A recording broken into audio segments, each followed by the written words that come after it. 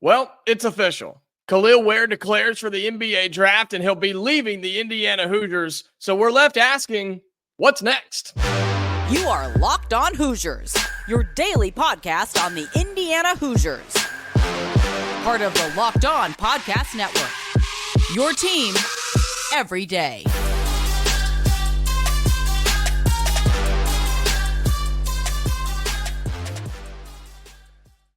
Welcome in. It is the Locked On Hoosiers podcast. I'm your man, Jacob Goins. I appreciate you being here, making this your first listen each and every day. We are a part of the Locked On Podcast Network, which is your team every day. If you're on YouTube, like the video, subscribe to the channel. We are growing over here, and you are the reason, continuing to push towards 2,000 subscribers. If you become a subscriber, it's free. It takes one tap, and you just become a part of the family, and that lets you know and you never miss an episode of Locked On Hoosiers. So please do that if you would. I appreciate that.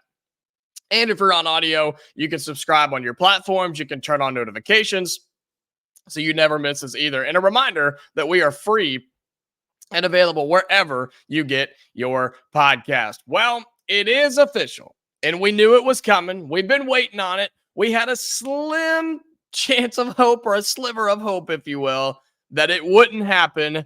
But I think we would have been kind of crazy for that to actually have come to fruition.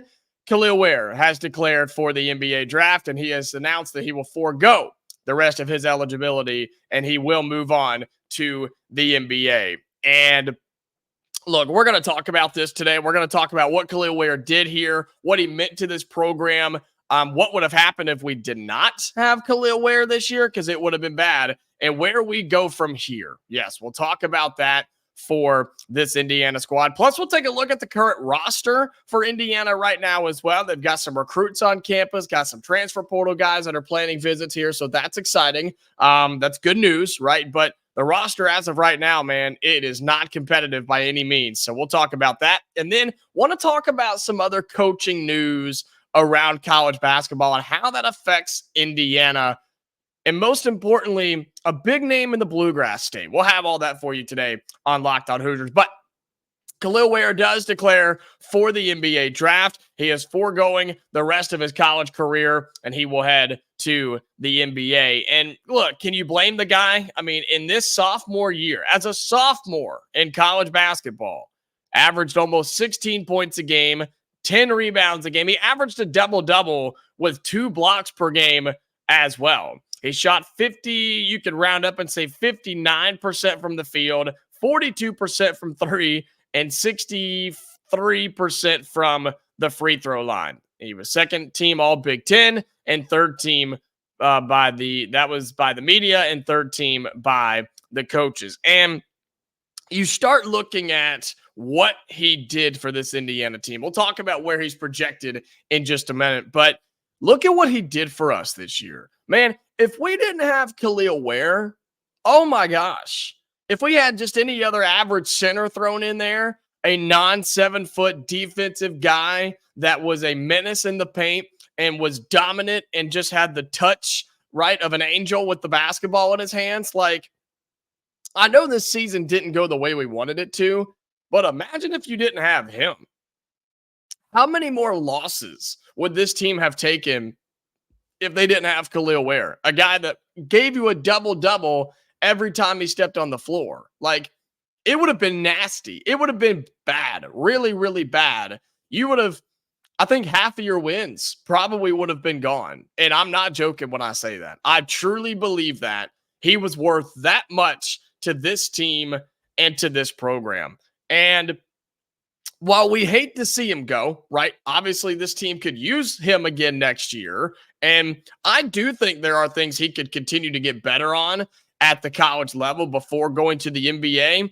I mean, he's projected a first-round pick. Like, he's projected to go anywhere from top 10 to just the first round in general. So he's going to be a first-round pick, and understandably so. Look at the guy. He's 7 foot, which is what the NBA loves. He's got, like I said, he's got the touch inside the lane, which the NBA loves, and he's got the defense, which I know the NBA doesn't pride themselves on that, but they do for the big guys down low, and you have to be able to play defense when your number is called. The only thing he's got to get better on, I think, are his ball handling skills and his three-point shooting. And we'll talk some more about that as we go on and get closer to the draft and stuff too. But overall, he's a first-round pick. It's really hard to turn that down. It's hard to turn that down when you know there's a chance you couldn't go any higher. It's hard to turn down the money. And it's also a big factor is, okay, I'm projected a first-round pick somewhere. What if I come back to Indiana or go back anywhere, right? And I get hurt and I tear my ACL or even something even worse. Then you plummet, right? Like a rock in the pond, and your money just drops with it. That's a scary thought for a lot of these guys. And I'm in there with them. I would dip out as well. I'd be gone. If I'm Kel'el Ware, I'm gone. And I totally understand it. And Hoosiers fans should be thankful for what he did here, for leaving Oregon, coming here, and providing us with some really talented basketball. He was a fun player to watch, man. And I can't wait to see what he does in the NBA. And I hope he gets drafted to the right system, to the right team, because some teams in the league have developed big guys like this really well. And I hope he gets to some of those. But overall, this does affect and impact the season next year for us, for Indiana, right? You lose your 7-foot center. You lose the best player on your team, by far your best player on the team. So what do you do now? Where do you go from here? Well, you got to go and try and find a replacement, which is going to be really tough. It's going to be hard to replace an NBA level 7-footer down low, but there are guys out there to do that. There are other 7-footers nowadays. There are. And there are other big-time centers, whether they be in the transfer portal or whether they be in high school recruiting, or heck, how about both, right? How about both? Let's go get a couple of them. Maybe you go get a center out of the transfer portal that's played a little basketball, like a Kel'el Ware, and you bring him in and develop him a little bit more, and he turns into a solid player for you, while you also recruit one from the high school ranks, and you let him grow and build behind him, and then next year or the year after that, he can become a superstar in the system. That's what we need to do to replace Kel'el Ware.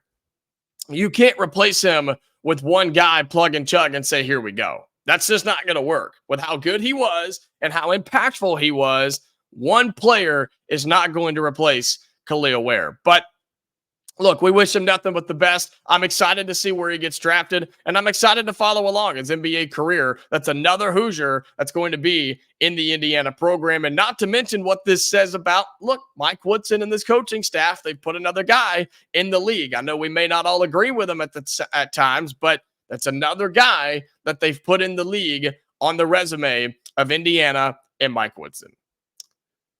Well, coming up on Locked On Hoosiers, I want to look at that current roster. Now that Kel'el Ware is officially gone, we've got some more updates with Gabe Cupps announcing he wants to come back and some guys leaving. Where do we stand right now on this current Indiana roster? We'll talk about that coming up in just a second on Locked On Hoosiers. Today's episode of Locked On Hoosiers is brought to you by Better Together. Look, this is now... Better Together is the first cooperative daily fantasy application. Better Together, that's Bettor, by the way, offers a familiar experience for existing daily fantasy sports players with a social twist. You can play with a friend or teammate. So they have these contests that you can join up with your group. A lot of us here at Locked On are doing different contests and stuff together, which is really neat. And you jump in and you're playing it together. You're not just sitting on your couch by yourself and trying to win something. You're playing with a group of your friends, a group of coworkers, whatever the case may be, and you work together to earn more points and to earn more rewards. And it's really cool. It provides a sense of camaraderie and enhances the social experience of watching sports. Puts your group chat to the test and prove yours is the best. Look, I know you guys have chats talking about how you're the best in fantasy and all this different things, so you may as well try Better Together and see what you got. It gives inexperienced players an immersive way to learn about daily fantasy sports, teaming up with following the lead of experienced friends and teammates in a team contest. You can also, like I said, a lot of us at Locked On are starting to do this. Share this around the office. Share this around your classroom, wherever you are. Do it, man. It really is a lot of fun. And you can look, we can compete together on Better Together. You, the fan of Locked On Hoosiers, and me, we can do this on Better Together. I think that'd be a lot of fun as well. Download Better Together now from the App Store and sign up using promo code Locked On for a free $5 entry into any NCAA basketball contest. Remember the code Locked On, because winning alone is fun, but it is better together. And you can also, apologies on that. You can download and sign up for a promo code and get over $1,000 in cash prizes. Remember the code Locked On, because winning is fun. Yes, but it is better together. Today's episode is also brought to you by Amazon Fire TV. Fire TV is your destination for sports, from live games to highlights to in-depth analysis. Fire TV offers amazing viewing experiences with smart TVs, as well as the Fire TV stick that you can plug into your existing TV that provides access to millions of movies and TV episodes, as well as free and live TV. Whether it's opening weekend for baseball or the college basketball tournament, you're going to want to have a Fire TV. Fire TV recently created Fire TV channels to deliver a constant supply of the latest videos from your favorite sports brands, all for free. That's all of us here at Locked On. You've got the NBA channels, and MLB, which, hey, opening week, which I'm super pumped about. All the different sports leagues have these Fire TV channels, and it's literally just like a channel on your TV guide. It's a channel for that sport, that team, that show for Locked On. You go find it with the Fire TV channels. To learn more, visit www.amazon.com/LockedOnFireTV. Welcome back into Locked On Hoosiers. Appreciate you being here, making this your first listen each and every day. And I want to look at what this current roster looks like right now, because now that you have Kel'el Ware gone, you've got your guys that are seniors gone, right? You've got 3 guys in the transfer portal gone. You've got a couple of guys who announced that they're coming back. Here's what the roster looks like, okay? And it's a good start. It's a good start, but gosh, there's a lot of work to do on here. As of right now, as of today, on March 27th of 2024, this is what the roster currently looks like. Trey Galloway, Anthony Leal, both have 1 year of eligibility remaining. You have Malik Reneau, who announced he's coming back, which is massive news for this team, who has 2 years left. Mackenzie Mgbako and Gabe Cupps, who both have 3 years of eligibility. And I know there's a lot of concern when it comes to Mackenzie Mgbako. A lot of people feel that he could transfer. Some people feel he could test the NBA draft. Look, I think for him, he really started to blossom at the end of the year. He really started to get comfortable in this current offensive system, which I do think needs to change, but he was at least starting to come into form and look like a McDonald's All-American, look like a 5-star superstar freshman.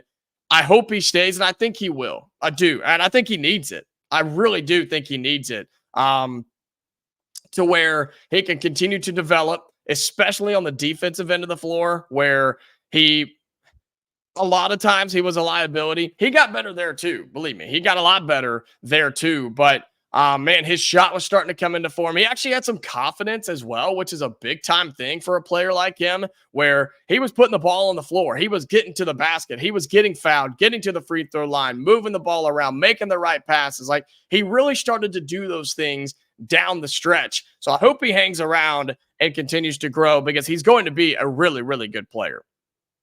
Him and Gabe Cupps both have 3 years left. Cupps announced that he was coming back to Indiana. And then Ja'Kai Newton, a guy that a lot of people forget about, who was injured, didn't play, but has a lot of potential. He announced that he is coming back to Indiana, and he's got all of his years left. So the roster right now is not bad. It's not bad by any means. Trey Galloway, strong. Malik Reneau, strong. Mackenzie Mgbako, strong. Ja'Kai Newton, kind of a wild card. You just don't have a whole lot of guys. You don't have a whole lot, because with that, 7 out of your 13 roster spots are wide open. Wide open, right? There's no recruits. There's no portal additions yet. You could still lose guys to the portal, technically. Technically, you could. And so that's a lot of holes to fill before the start of the season when practice gets going in July and August. Like there's a lot of work to be done here. But Indiana's been active in the portal, and they've been active in high school recruiting. There's a kid on campus right now for an official visit. There are other recruits and transfer portal guys that have announced that they want to come visit and planning visits and scheduling visits to come here to Indiana. But you look at this roster, you've got 4 guards in Trey Galloway, Anthony Leal, Gabe Cupps, and Ja'Kai Newton. And I mean, 3 of them are experienced. I guess you could say that Gabe Cupps and Anthony Leal are. Leal's definitely experienced, but Gabe Cupps just played the 1 year. He started a lot, but man, he's got to get better in every aspect of his game. I mean, every single aspect of his game. He has to become better if he wants to be a reliable threat for this Indiana squad. Galloway, he's got so much experience, man. He's played about 4 different careers for Indiana basketball. Malik Reneau's got it. Mgbako's still fresh. So you have 4 guards. You have a couple of forwards. That's it. That's what you have. You have 4 guards and a couple of forwards. And so with those 6, right, you're still trying to get a couple of centers. You want a couple of more guards. You'd love to have a shooting guard. And I said shooting guard. Yes, emphasis on the whole shooting aspect of things, because God forbid we have somebody that can shoot other than Mackenzie and Mgbako, because I look at that list. There's nobody on there. Old Trey Galloway, but not new Trey Galloway, not older Trey Galloway. Maybe you should say it this way. Maybe it's the younger Trey Galloway can shoot and the older Trey Galloway can. I don't know. But going off of this past year's results, there is one guy on that roster right now that can shoot reliably from behind the arc, and it's Mackenzie and Mgbako. You have to go get guys to do that. You have to get a center or 2. You have to get guards that can handle the basketball, make plays on their own, and at the end of the day, can flat out score. There are no scorers on this team right now besides Reneau and Mgbako. But guess what? That can't be the only ones you have. And what I think is really important too, we got to go get some depth on this squad. We got to get a bench on this team because, oh my God, we just did not have one last year. If the starters didn't win the game for you, 9 times out of 10, we weren't winning that game. Sure, there were a couple of games and performances where a couple of bench players came in and saved the day. Gabe Cupps off the bench or Anthony Leal, right? Those types of guys would have those games every now and then. Xavier Johnson when he was coming off the bench. But other than that, you didn't rely on your bench at all. I haven't looked at the numbers since the regular season ended, but I'd be willing to bet that we were in the bottom third of bench production all season. I know that for a fact. That's not how you win college basketball. You've got to have some dudes that can come off the bench and help you when you need it. So the roster, numbers-wise, is in a bad spot. I think talent-wise, though, it's okay. You've just got a lot of holes to fill. And you don't have a whole lot of time to do it. But they brought Mike Woodson back. They brought him back for this reason. Go find some dudes. You're putting some in the league. You lost some to the portal, and you had some that graduated. It's time to go find some new guys. And it's time to make Indiana basketball great again. Do it right now. Go find the dudes to do it. And he was given that opportunity. And if he doesn't take advantage of it, he's going to be gone. They're going to get rid of him. And this is a good segue into what I want to talk about next, because there are other coaches that are still hanging around. And there was one announcement made yesterday that really intrigued me, and I think might intrigue a lot of you as well, down in the Bluegrass State. I want to talk about what that means for that squad, but more importantly, how that affects us when it comes to high school recruiting around these main states here in our area. We'll talk about that coming up in just a second on Locked On Hoosiers. Today's episode of Locked On Hoosiers is brought to you by Nissan. This week's March Madness bracket highlight is brought to you by our friends at Nissan. Each week, we're picking one team that stands out, a team that's pushed it further than the rest. Just like any of the all-new 2024 Nissan SUVs, these guys were able to take it to the next level. The NC State Wolfpack are obviously this week's Nissan Rogue. The team absolutely surprised us all with a powerful performance in their first two games of the tournament. I believe that's 7 games in a row now, right? Including the ACC tournament. Wins over Texas Tech and Oakland have them set to play Marquette in the Sweet 16. They say win life, go Rogue. And that's exactly what the Golden Grizzlies have done here. Take the Nissan Rogue, Nissan Pathfinder, or Nissan Armada and go find, I believe that's supposed to say Wolfpack. It is. Take the Nissan Rogue, Nissan Pathfinder, or Nissan Armada and go find your next big adventure. Shop NissanUSA.com. Today's episode is also brought to you by eBay Motors. Passion, drive, and patience. What brings home the winning trophy is also what keeps your ride or die alive. eBay Motors has everything you need to maintain your vehicle and level it up to peak performance. From superchargers, roof racks, exhaust kits, LED headlights, and more. Whether you're into speed, power, or style, eBay Motors, they got you covered. With over 122 million parts for your number one ride or die, you'll always find exactly what you're looking for. And with eBay's Guaranteed Fit, your part is guaranteed to fit your ride every time or your money back. Because with eBay Motors, you're burning rubber, not cash. With all the parts you need at the prices you want, it's easy to turn your car into the MVP and bring home that win. Keep your ride or die alive at ebaymotors.com. Eligible items only. Exclusions apply. eBay Guaranteed Fit only available to U.S. customers.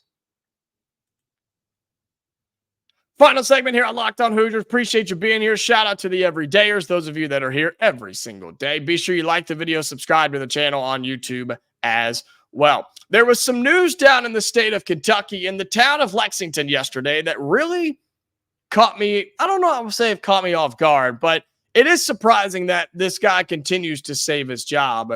John Calipari is returning to Kentucky. And I know that we don't talk about that team a whole lot on here because we're not fans of them. But this is an interesting story. It's an interesting trend, really, because over the last 7 years, I don't know if there's been a coach in college basketball that has been hyped up more, had higher expectations, and fallen shorter of those expectations than John Calipari at Kentucky. Like that, we know, everybody knows the standard there in Lexington, right? It's get some of the best high school players in the country, have a bunch of freshmen playing on the floor, be picked to go to the Final Four, and then as of late, it's been fall flat on your face and not get anywhere close.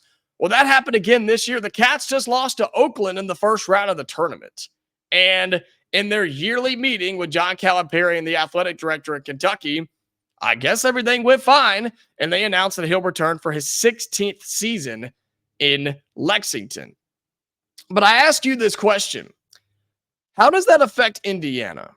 I'll tell you how it affects us. It hurts. It hurts a lot because it's really tough for Indiana to recruit against Kentucky at times. There are battles that have happened in the past that have not gone our way and some that have. But, man, again, you talk about a guy that puts folks in the league. Kentucky does it better than anybody. And that's just a fact. You can't deny that. And so for us in Indiana and Bloomington in our state, yeah, we've got our state, right? We've got the state of Indiana, which is one of the best for all of high school basketball. But Kentucky can get, let's just be real, they can get whoever they want. If they want a guy, they have a chance to get him.